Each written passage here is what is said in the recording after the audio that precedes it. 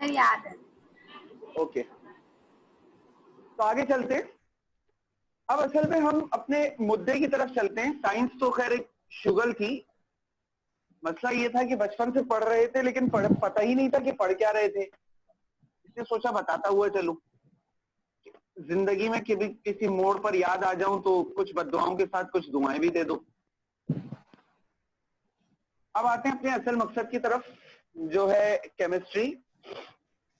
तो अच्छा देखो, अभी चैप्टर हम स्टार्ट नहीं करेंगे। अभी हम सिर्फ कुछ बुनियादी बातें पढ़ेंगे, वही वाली जो 9 में सारी पढ़ चुके हो, कोई नई बात नहीं है, ठीक है। सारी बातें पुरानी है।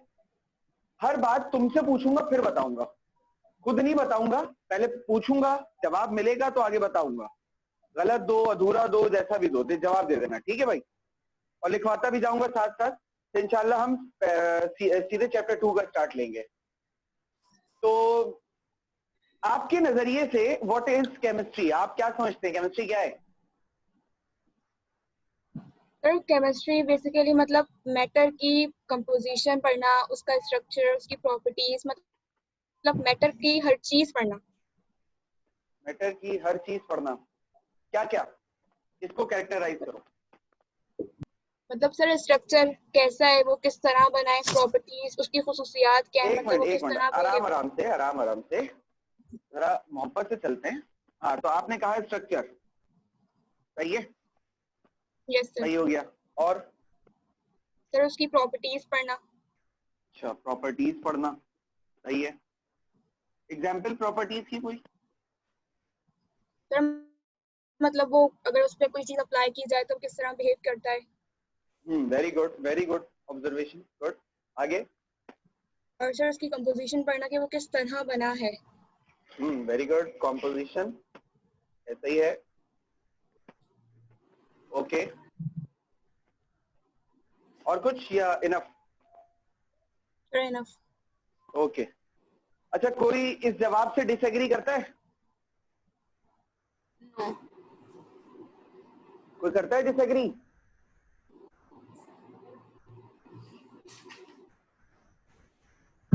No sir. यार तुम लोग अच्छे इंसान नहीं हो, पता है। हमारे ना स्काउट में जब हम गोल्ड मेडलिस्ट कैंप पे होते हैं तो एक गोल्ड मेडल जो स्काउट होता है ना, वो ऐसे ही नहीं बन जाता। वो आपने किसी एक फिल्म का डायलॉग सुना होगा ना कि हजारों फौजियों में से कोई एक कमांडो होता है, उसी तरीके से हजारों स्काउट्स में से एक गोल्ड मेडल होता है। हमारे उस कैंप के अंदर हमें एक चीज सिखाई जाती है, एक्सट्रीम डिसएग्रीमेंट को अपने सबूत और अपनी बातों से सही साबित कर देना। मुझे आज भी याद है कि जब मेरा फाइनल राउंड था तो मेरे पास प्रोपोजिशन आई थी कि कत्ल करना जायज है।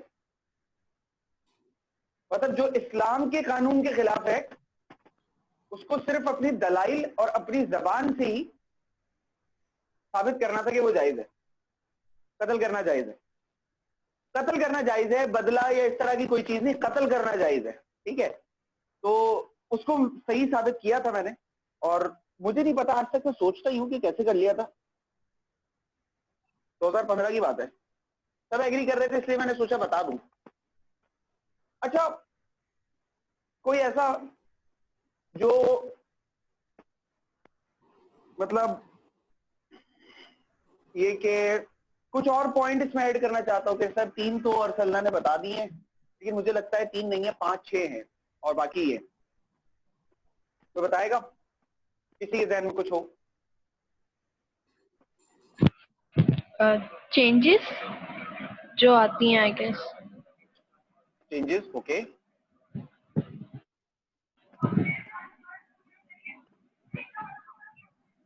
और कुछ, कोई और पॉइंट जो किसी के जहन में आ रहा हो?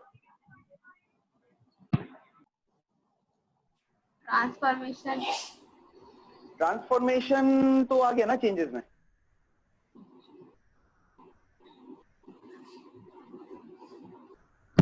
Loss I guess. लॉस किस चीज का? या प्रिंसिपल। लॉज और प्रिंसिपल, अच्छा लॉज, मैं समझा लॉस। लॉज ठीक है, वो इन्हीं चीजों में आ जाता है। मतलब कोई भी Okay. लॉ जो होता है उसके वो लॉ भी इन्हीं में से किसी न किसी चीज के ऊपर बेस कर रहा होता है। तो डेफिनेशन आप लोगों ने जो बताई है माशाल्लाह वो बिल्कुल कंप्लीट डेफिनेशन है और इसके अंदर मजीद कोई पॉइंट नहीं है। ये 4 पॉइंट्स ही हैं, 3 तक तो पता चल गए थे, चौथा मिसिंग था इसलिए मैंने मजीद सवाल किया। तो ये अब कंप्लीट डेफिनेशन है।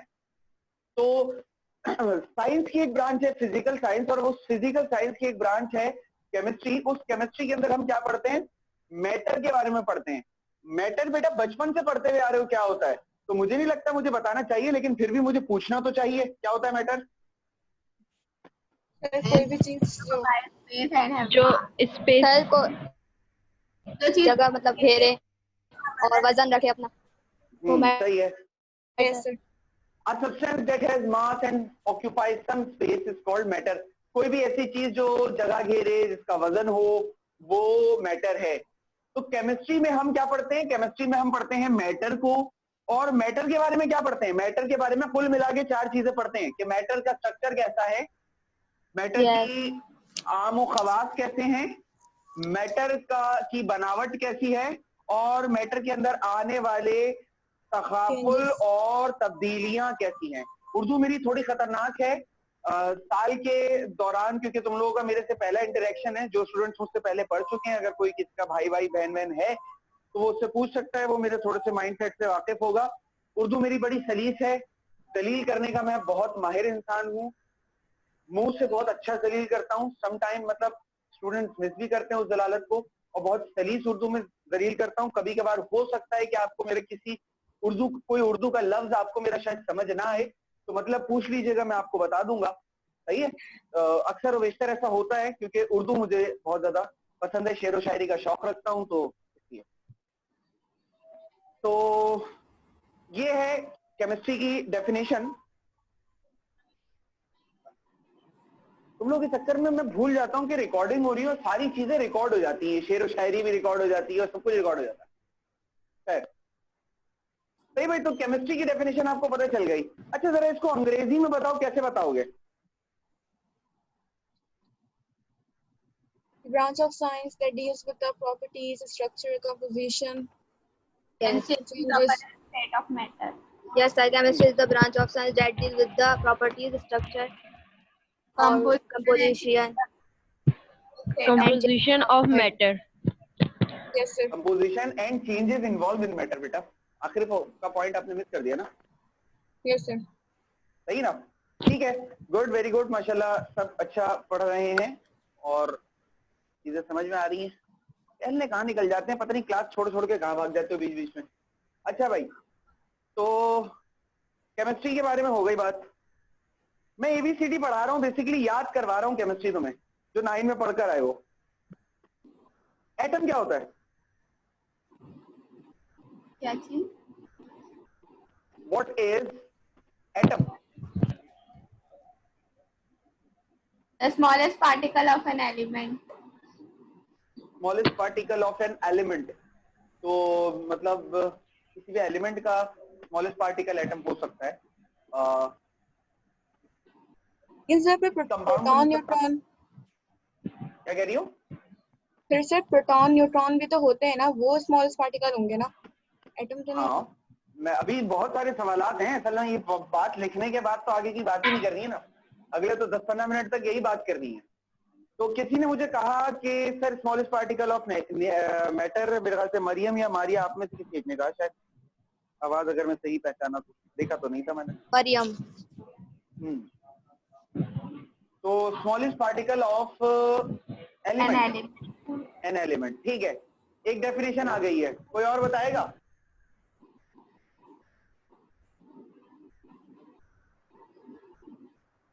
मतलब इस डेफिनेशन में कोई और कोई पॉइंट ऐड करना चाहता हो कि सर ये भी आप ऐड कर लें जरा मेरी जानिब से, एक खूबसूरत सा आतिया। कोई ऐड नहीं कर रहा?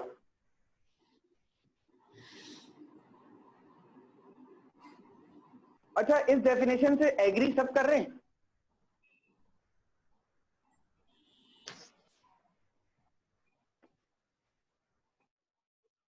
अरे भाई क्या हो गया, सब खामोश क्यों हो गए? आवाज आ रही है मेरी?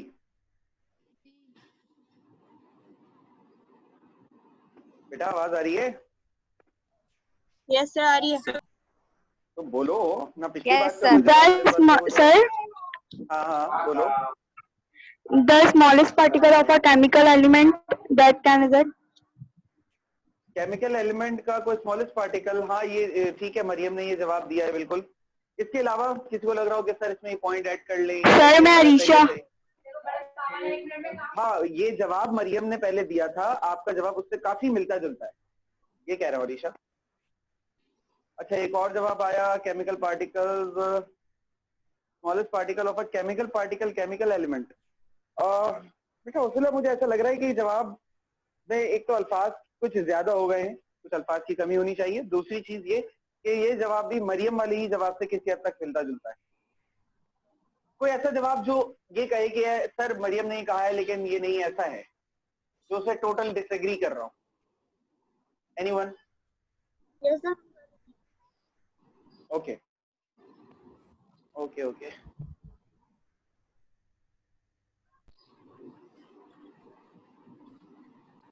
सही है। अच्छा अब अगर एलिमेंट का सबसे छोटा पार्टिकल एटम है तो मेरा आपसे सवाल है कि कंपाउंड का सबसे छोटा पार्टिकल कौन होगा फिर? आपने कहा एलिमेंट का एटम है, सब एग्री कर रहे हैं इस बात से, इसलिए मैंने बार बार पूछा, अब मुझे जवाब सब देना। अरे यार एक तो हादी के पीछे पड़ गए ये। बेटा हादी नहीं है? नहीं जी भाई बोलिए।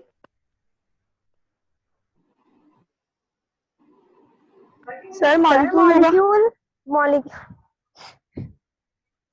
मॉलिक्यूल, अच्छा यस सर। सबसे छोटा पार्टिकल मॉलिक्यूल होता है, सही है ना? और अगर साबित कर दूं कि नहीं होता तो? सर एटम ही हुआ ना कंपाउंड का भी सबसे छोटा पार्टिकल, तो कंपाउंड और एलिमेंट का, क्योंकि एटम से ही मॉलिक्यूल बनता है। बिल्कुल ऐसा ही है, ये तो मैं भी कह रहा हूँ। कंपाउंड बनता है। यस सर, लाइबा ठीक कह रही हैं। लाइबा ठीक कह रही हैं, तो इतनी देर से मैं भी तो यही कह रहा था कि कोई उसकी बात से डिसएग्री कर लो, लेकिन कोई करने को तैयार नहीं था। सर तो अभी समझ, हाँ आता है बेटा, आहिस्ता आहिस्ता ही आता है, टेंशन लेने की जरूरत नहीं है, आहिस्ता आहिस्ता ही आएगा। सब्जेक्ट ऐसा है कि फर्स्ट ईयर में पढ़ लो जितना इंटरेस्ट लेके पढ़ सकते हो, क्योंकि सेकंड ईयर में ये सब्जेक्ट अजियत हो जाएगा, ये मेरी गारंटी है, ठीक है ना? तो खैर अब स्मॉलेस्ट पार्टिकल ऑफ एलिमेंट का जवाब आया था, वो तो गलत साबित हो गया। आप क्या करें सर? अब सही जवाब क्या होगा फिर? नहीं सर सही है। तो अब सही जवाब क्या होगा? भाई स्मॉलेस्ट पार्टिकल ऑफ एलिमेंट नहीं है, साबित हो गया। तो अब सही जवाब क्या है? What is atom? सर साबित क्यों एलिमेंट का साबित ऐसे हुआ कि भाई अगर कोई कंपाउंड है तो उसका सबसे छोटा पार्टिकल क्या होगा? आपने कहा मॉलिक्यूल, मैंने कहा मॉलिक्यूल कैसे हो सकता है? अगर कार्बन डाइऑक्साइड है, कार्बन डाइऑक्साइड में कार्बन का एटम है, इसके साथ 2 ऑक्सीजन के एटम जुड़े हुए हैं, तो अब ये ओवरऑल तो इसका स्मॉलेस्ट यूनिटी जो इसकी पहचान है कार्बन डाइऑक्साइड की, यूनिटी में तो ये मॉलिक्यूल ही सबसे स्मॉलेस्ट पार्टिकल है, बट जेन्युइनली इसमें स्मॉलेस्ट पार्टिकल कौन है? इन तीनों एटम्स में सबसे छोटा साइज जो है वो कार्बन ऑक्सीजन का होगा, तो ऑक्सीजन विल बी स्मॉलेस्ट। तो अगेन एटम यहाँ पर सबसे छोटा है। लेकिन सर एटम के अंदर भी तो चीज है ना, वो भी तो एटम मजीद जो है वो टूट सकता है, 3 उसमें प्रोटॉन, न्यूट्रॉन, इलेक्ट्रॉन, ये तो हम जानते हैं। बिल्कुल बिल्कुल, ये वाला ये मेरा दूसरा आर्ग्यूमेंट है। अभी पहले मैं तुम्हारे पहले वाली बात को तो गलत साबित कर दूं, फिर दूसरे पर आएंगे ना सर। लेकिन आप साबित करो, समझ नहीं आ रही।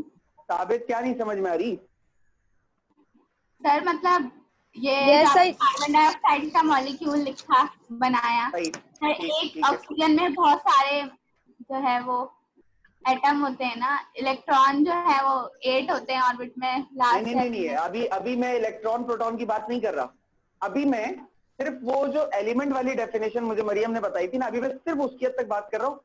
थोड़ी देर के लिए भूल जाओ कि एटम में इलेक्ट्रॉन या प्रोटॉन होते हैं, थोड़ी देर के लिए, सही है? एक एक करके पॉइंट टू पॉइंट समझो चीजों को, सही है? तो मान लो अभी फिलहाल इलेक्ट्रॉन प्रोटॉन नहीं है एटम में, तो उसके बाद तो ये वाली बात गलत साबित हो गई कि सर किसी भी एलिमेंट का जो है वो सबसे स्मॉलेस्ट पार्टिकल एटम होता है, बट किसी भी कंपाउंड का भी हो सकता है। साबित हो गई? हाँ हो गई। Yes sir. ठीक, चलो पहला पॉइंट यानी कि आपकी पहली डेफिनेशन गलत साबित हो गई। अब आ जाओ इलेक्ट्रॉन प्रोटॉन न्यूट्रॉन के ऊपर कि सर एटम के अंदर वो भी होता है, तो यकीनन अगर एटम के अंदर वो होता है तो वो एटम से छोटा ही होगा। सही ना भाई? टॉम एंड जेरी कार्टून तो सबने देखा है, तो जेरी का घर छोटा होता है उसमें जेरी चला जाता है, टॉम नहीं जा सकता, क्योंकि टॉम के साइज के मुकाबले में जो जेरी के घर का जो गेट है वो बड़ा छोटा है। ऐसा ही है ना? तो इसका ये मतलब होता है कि हर छोटी चीज किसी बड़ी चीज में समा सकती है, कोई बड़ी चीज किसी छोटी चीज में नहीं समा सकती। अब अगर हम एटम की बात कर रहे हैं और एटम के अंदर इलेक्ट्रॉन प्रोटॉन और न्यूट्रॉन है, तो इसका मतलब उसका एटम से छोटा होना लाजमी है। अगर वो एटम से छोटा नहीं होगा तो एटम के अंदर आ नहीं सकता। एग्री करते हैं मेरी बात? अगर आप मेरी बात से एग्री करते हैं तो फिर बात वहीं आ जाती है भाई कि अगर चलें ठीक है सर, मान लिया कि एटम जो है वो एटम में ये चीजें छोटी होती हैं, बट फिर भी genuinely atom is considered as smallest particle exist in the nature. अब सवाल आता है क्यों? मतलब अभी भी हम एटम को ही स्मॉलेस्ट पार्टिकल क्यों कंसीडर करते हैं? Why not electron, why not proton या व्हाई नॉट न्यूट्रॉन? अब इसकी बात पर आता हूं। पहले डेफिनेशन लिख देता हूं, फिर डेफिनेशन के साथ ही समझाता हूं, ठीक है ना? कुछ नई डेफिनेशन है। The smallest particle of an element of any matter। हाँ किसी भी चीज।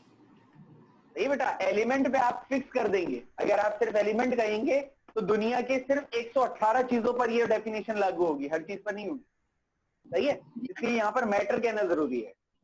The smallest particle of any matter which can take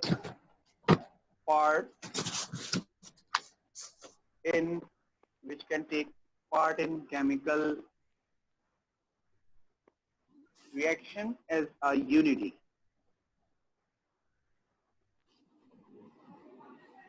Which can take part as a unity and cannot be further broken down by simpler means। ये है definition atom की आजकल के दौर में। सबसे पहले पहला हिस्सा समझा देता हूं यूनिटी तक, फिर दूसरे हिस्से पर आएंगे। Smallest particle of any matter which can take part in chemical reaction as a unity. Unity के मतलब यूनिटी की तरह किसी केमिकल रिएक्शन में हिस्सा ले सके। अच्छा, what does unity mean? Sir unity का मतलब होता है वन, अकेले, सिंगल हैंडेडली। ठीक है, यूनिटी का मतलब होता है sir one, single handedly, unitedly. Okay, तो यूनिटी का मतलब सर समझ में आ गया। अब आगे जरा बताएं।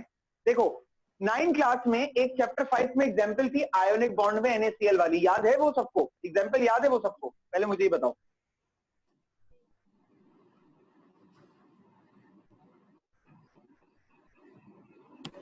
बहुत कम याद है। यस, याद नहीं। चलो मैं तुम लोगों को माजी के झरों के याद दिलाता हूँ। हुआ ये था कि सोडियम के एक एटम ने अपना एक इलेक्ट्रॉन उठाकर क्लोरीन के एटम को दिया था और दोनों के एटम, सोडियम का और क्लोरीन के एटम, ऐसे चिपक गए थे। Yes sir. भाई याद आ गया? जी जी, बस इतना ही याद दिलाना है। अच्छा देखो, हुआ क्या, बॉन्ड बनाने के लिए, केमिकल रिएक्शन करने के लिए सोडियम के एक एटम ने इलेक्ट्रॉन दिया। सही है? वो इलेक्ट्रॉन क्लोरीन ने ले लिया।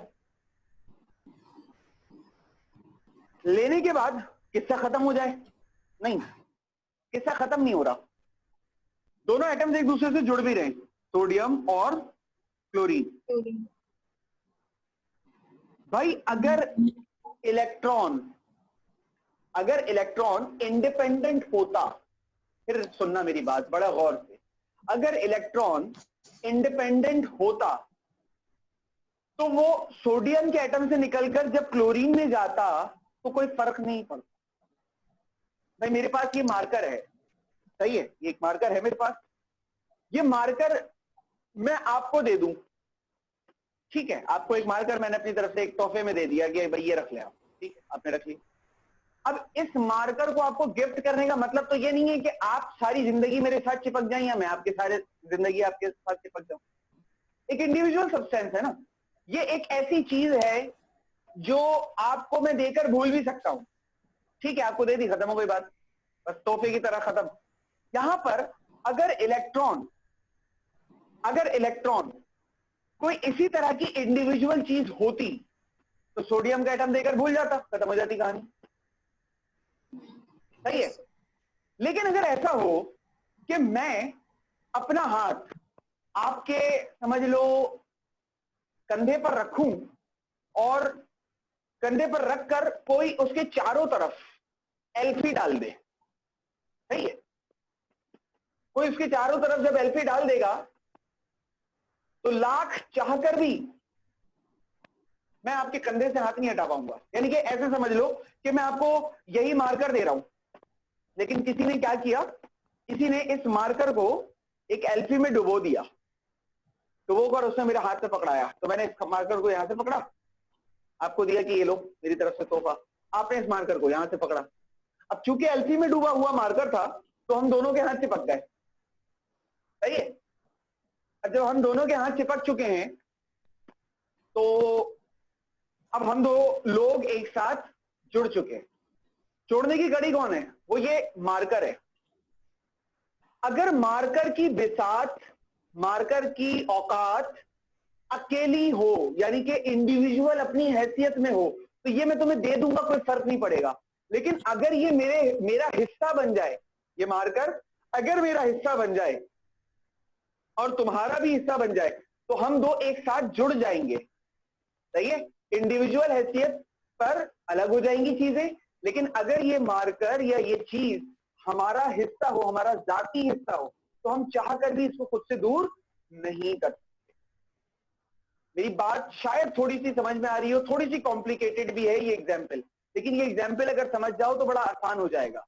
कहने का मतलब ये है कि ये जो इलेक्ट्रॉन है ना, ये इन दोनों एटम के जिगर का टुकड़ा है ना, ये चाहता है कि इसको किसी और के पास देकर जिंदगी भर के लिए उससे वास्ता ताल्लुक खत्म कर ले। ये उसके साथ जुड़ जाता है, सोडियम उस एटम के साथ जुड़ जाता है ताकि अपने उस बेचारे गरीब इलेक्ट्रॉन के ऊपर जिंदगी भर नजर रख सके। और क्लोरीन जो उसका इलेक्ट्रॉन लेता है वो भी इसको राजी खुशी अपने साथ जोड़ लेता है कि भाई ये तेरा लखते जिगर है, तू आजा मेरे साथ, तो अपने लखते जिगर को देखता रहे, सही है। हमेशा पहचान उस चीज की होती है बेटा जो इंडिविजुअल हो, अपनी जिंदगी में इंडिविजुअल हो। जो चीज किसी पर डिपेंडेंट होती है पहचान कभी उसकी नहीं होती। इलेक्ट्रॉन की भी इसीलिए अपनी कोई इंडिविजुअल पहचान नहीं है, इन अ सेंस ऑफ डिपेंडेंसी। यानी कि अगर जब हम बात करते हैं किसी चीज की प्रॉपर्टी या खासियत की, तो हम हमेशा एटम की बात करते हैं, हम कभी इलेक्ट्रॉन की बात नहीं करते प्रॉपर्टी की बात करते हुए, बिकॉज क्योंकि ये प्रॉपर्टी जो है ना वो एटम के मतलब पूरे एटम की ओवरऑल, क्योंकि पहचान एटम की है, पहचान इलेक्ट्रॉन की नहीं है। क्योंकि एक सोडियम के एटम में इलेक्ट्रॉन तो 11 है, प्रोटॉन तो 11 है, लेकिन एटम तो सोडियम का एक ही है ना। तो जब हम खसूसियात की बात करते हैं तो हम पूरे एटम की बात करते हैं, उसके अंदर इलेक्ट्रॉन प्रोटॉन की बात नहीं कर रहे हो। तो बेसिकली जो ये वाली बात है ना कि एक ऐसी चीज जो अकेले एज अ यूनिटी यानी कि सिंगल हैंडेडली किसी केमिकल रिएक्शन में हिस्सा ले सके, उसे एटम कहते हैं। देखो ये इलेक्ट्रॉन बेसिकली यहाँ जो केमिकल रिएक्शन हो रहा है वो इलेक्ट्रॉन की ही वजह से हो रहा है, लेकिन वो इलेक्ट्रॉन प्रोवाइडर कौन है? वो इलेक्ट्रॉन प्रोवाइडर सोडियम है। अगर ये सोडियम, मिसाल देता हूं, ये सोडियम इलेक्ट्रॉन दे दे क्लोरीन को और खुद यहां से चला जाए, अब मुझे बता दो क्या सोडियम क्लोराइड बनेगा? नहीं बनेगा ना, कभी बन ही नहीं सकता। इसलिए नहीं बन सकता सर बिकॉज के हम सोडियम क्लोराइड मानते ही तब है जब सोडियम और क्लोरीन का एटम एक दूसरे से चिपक जाए, सही है। तो क्या ये इलेक्ट्रॉन अकेले अपनी कोई पहचान बना पा रहा है किसी दूसरे एटम में जाकर भी? नहीं बना पा रहा। यही सेम सिनेरियो प्रोटॉन के साथ भी है, यही सेम सिनेरियो न्यूट्रॉन के साथ भी है. That's why atom is considered as smallest particle of a substance. क्योंकि ये वाहिद वो सबसे छोटी चीज है जो किसी भी रिएक्शन में अकेले सिंगल हैंडेडली पार्टिसिपेट कर सकता है, और इसकी वजह से, एटम की वजह से किसी भी चीज की कैरेक्टरिस्टिक डेवलप हो सकती है. ये है डिफरेंस. लेकिन जो लास्ट लाइन है वो तो मतलब वो है ना, and can not be further broken down by similar means, तो मतलब वो तो टूट सकती है ना. इस पे आ रहा हूँ बेटा, इस पे आ रहा हूँ. यहाँ तक बात समझ में आ गई? Yes sir. पहले पॉइंट में तो कोई कंफ्यूजन नहीं है ना किसी को? No sir. चलो अब ध्यान से मेरी दूसरी बात सुनो. देखो, एक वक्त था जब एटम मजीद टूटे, ये तसव्वुर करना ही बेकार था. यानी आपको याद होगा, आपने 9th क्लास में डाल्टन एटॉमिक थ्योरी पढ़ी है. 1803 में उसने जब थ्योरी दी, उसने कहा कि एटम को आप तोड़ नहीं सकते. ऐसा ही है? याद आ रहा है ये point? Yes sir. Yes sir. सही है. लेकिन बाद में वक्त के साथ हम एटम को तोड़ने में कामयाब हो गए. एटॉमिक बॉम्ब का नाम सुना है? Yes sir. Yes sir. तो एटॉमिक बॉम्ब क्या होता है? एटॉमिक बॉम्ब में बेटा एटम को ही तो तोड़ते हैं. Yes sir. Atomic bomb basically है क्या? एटम की डिस्ट्रक्शन से बनता है. E = mc², आइंस्टाइन की ग्रेटेस्ट एवर इक्वेशन. एटम टूटता है, बट यहाँ लिखा है and can not be further broken down by simpler means. इसका मतलब ये होता है कि एटम को आसानी से नहीं तोड़ा जा सकता. यानी अगर मैं इस मार्कर की बात करूं, अगर मैं थोड़ी सी ताकत लगाऊंगा ना, मतलब अपनी फिजिकल फोर्स, इसको तोड़ सकता हूँ. पेंसिल तोड़ सकता हूँ, पेन तोड़ सकता हूँ. हमारे पास फोर्जिंग मशीन्स वगैरह आती हैं, उनको दबाकर तोड़ा जा सकता है, बैंड किया जा सकता है, कुछ भी किया जा सकता है. लोहा वगैरह सब टूट जाता है. आसान है तोड़ना. एटम को तोड़ना आसान नहीं है. एटम को तोड़ने के लिए बड़ी बड़ी मेहनत और जिद्दोजहद लगती है. बस आखिरी पॉइंट ये कहना है. समझ आ गया. ठीक है बेटा, कोई सवाल और मजीद? सही है. अच्छा देखो, मैं अभी ना बेसिक कॉन्सेप्ट. जी बेटा बोलो. सर ये लास्ट वाला आप दोबारा बता दें. बेटा लास्ट वाले पॉइंट में मैं ये कह रहा हूँ कि एटम को आसानी से तोड़ा नहीं जा सकता. एटम को तोड़ने के लिए बहुत स्पेशल तरीके अपनाने पड़ते हैं, बहुत स्पेशल मेथड्स यूज करने पड़ते हैं. जैसे एक एटॉमिक बॉम्ब का तरीका मैंने भी बताया. आगे चलेंगे तो हम थोड़ा सा इस पे, जब रेडियो एक्टिविटी आएगी तो डिस्कस भी कर लेंगे. तो मतलब एटम को तोड़ना आसान बात नहीं है, बस ये बात लिखी हुई है. एटम को तोड़ना एक बड़ा अजियतनाक काम है. सिंपल. ठीक है सर. जी बेटा. सर खुद एटम भी वो तो अपने सब पार्टिकल्स पे डिपेंड करता है ना? बिल्कुल करता है. सही है. ठीक है. हमने जी बोलो. जो है फर्स्ट ईयर में जो है वो वापस जो है वो मैट्रिक में चले गए बच्चे, बिल पास नहीं हुआ. ये कौन कह रहा है?